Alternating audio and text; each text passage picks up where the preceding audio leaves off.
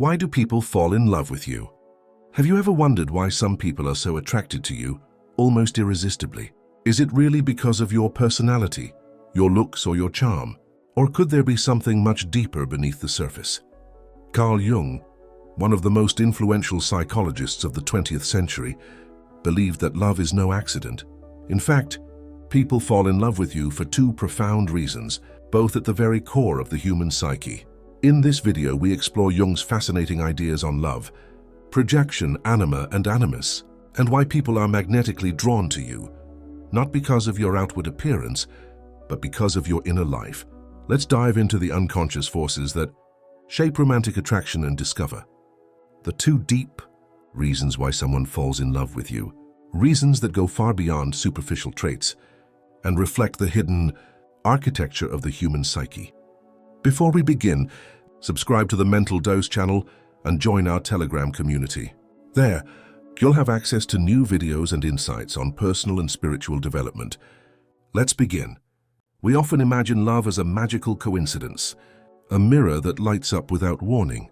But for Carl Jung, even the most immediate attraction obeys a deeper order, an internal logic that arises not from chance, but from the unconscious. What appears to be a spontaneous connection rarely is. It is the visible result of invisible forces, shaped by years of inner development, unprocessed emotions, and unknown needs. Behind every spontaneous connection lies a structure, a silent architecture of the psyche that draws us, to some people and not to others. This is where Jung introduces the notion of projection. Each of us carries hidden images within us, fragments of who we are, who we were, or who we want to be. These images are often repressed, denied, or lost in the darkness of our subconscious. But they don't disappear. They wait for us and speak to us through others. When we meet someone who resonates with these inner fragments, we feel a mysterious, even magical attraction. However, it's not that person we see. It's a part of ourselves reflected in their presence. Imagine a person who has spent their entire life being cautious, reserved, and perhaps even afraid to reveal their emotions. When they meet someone courageous, expressive, and unwaveringly free, they can feel trapped. This feeling is more than admiration. It's a resonance. This other person awakens something in them, a potential that has been repressed for years. The attraction is real, but the real driving force is the subconscious, which responds to its developmental needs. The same principle applies conversely. Someone might fall in love with you not because of your outward actions, but because you unconsciously embody something they lack, an action, a quality, an emotional note that they are unconsciously seeking. You become the missing part, the living symbol of a part of themselves that they have not yet developed. Reaction 1. You embody something they are missing. Opposites don't just attract, they also reveal what's missing in life. A rational person can be attracted to a deeply emotional person. An introvert can fall in love with an extroverted person. A structured soul may be fascinated by a chaotic person, but that admiration can easily turn into addiction. If that person doesn't recognize that what they admire in you is something they could have created themselves, they may turn away from you not out of genuine love, but out of an unconscious need. And once that need changes or your humanity transcends their idealized image, the attraction can fade. This is the danger of projection. It creates an illusion of connection that often doesn't match reality. And when that illusion is shattered, the love it built begins to crumble. Jung didn't limit himself to projection. He went further with his concepts of anima and animus, architectural images of the opposite sex, deeply embedded in the psyche. For Jung, every man carries within him an unconscious image of the feminine, his anima, while every woman carries within her an unconscious image of the masculine, her animus. These are not random preferences or cultural roles. They are internal figures shaped by our early relationships, particularly with our parents, and by the collective symbols of femininity and masculinity inherited from culture, myths, and the human psyche. Over time, these archetypes transform into emotional patterns.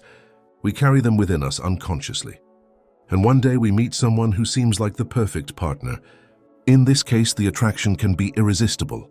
Often, a deep sense of familiarity sets in, as if we've known this person forever, even if we've only just met them. You may feel like fate, a hunch, or an old memory is resurfacing. But Jung influenced us. It's not fate. This does not prove the existence of a cosmic soulmate. It is the psyche seeing its own inner reflection in another person. Reaction 2. They awaken a powerful unconscious image they carried within themselves. They resemble the unconscious image they've carried within them for years. Perhaps not in appearance or behavior, but in substance. They activate an internal schema that suppresses strong emotions. And that's why the connection seems immediate and irrational. It's not about you, but about the symbol you've become in your inner world. But that's precisely the problem. When someone falls in love with an inner image projected onto you, they don't really see you. They see a fantasy, a sacred idea, a psychological construct. You become a reflection of a projection written long before your arrival. And as your true self emerges, your flaws, your contradictions, your human nature, and your imagination begin to crumble. What once seemed divine to you becomes confused. Conflicts arise, challenges emerge, illusions crumble under the weight of truth. This is why so many passionate relationships begin in euphoria and end in chaos. They are not based on mutual understanding, but on an archetypal projection, an unconscious script, attempting to catapult itself into the real world. But no one can live according to an archetype forever. Before we continue, I hope you found this video boring. If so, please feel free to share it with anyone who might benefit from this information.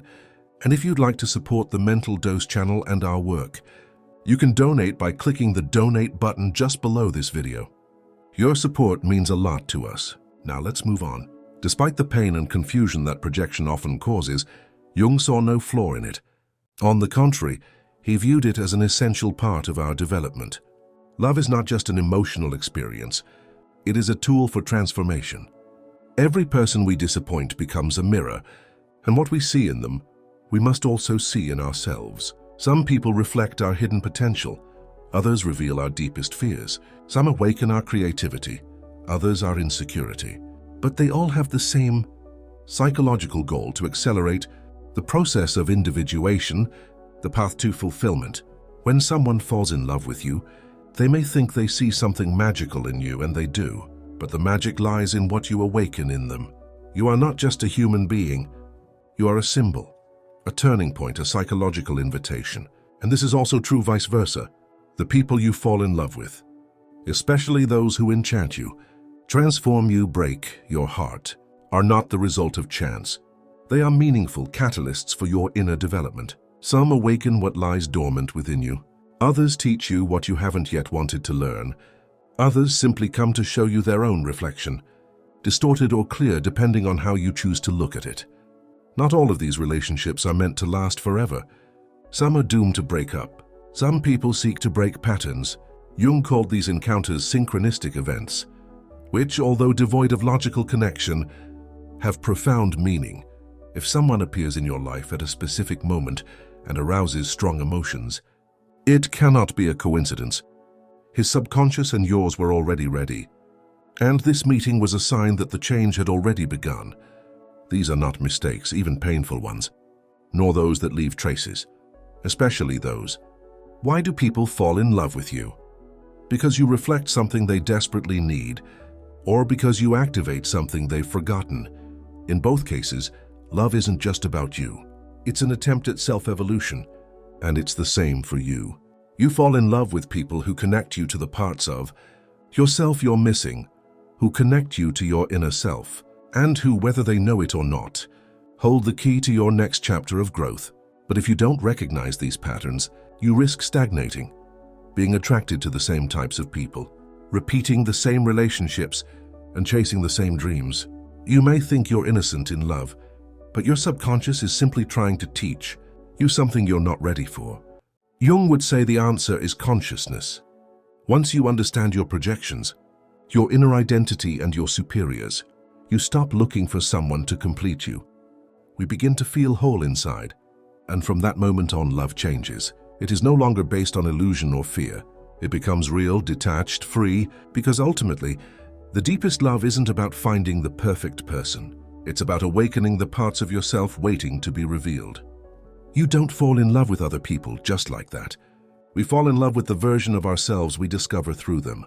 Understanding love from Jung's perspective reveals that it's never just about the other. It's always a return to oneself. So the next time someone falls in love with you or you feel attracted to someone else, ask yourself what part of your soul is awakening. If this video made you reflect on your own experiences with love and connection, share your thoughts in the comments. I'd love to hear your thoughts. And don't forget to subscribe to the channel for more content.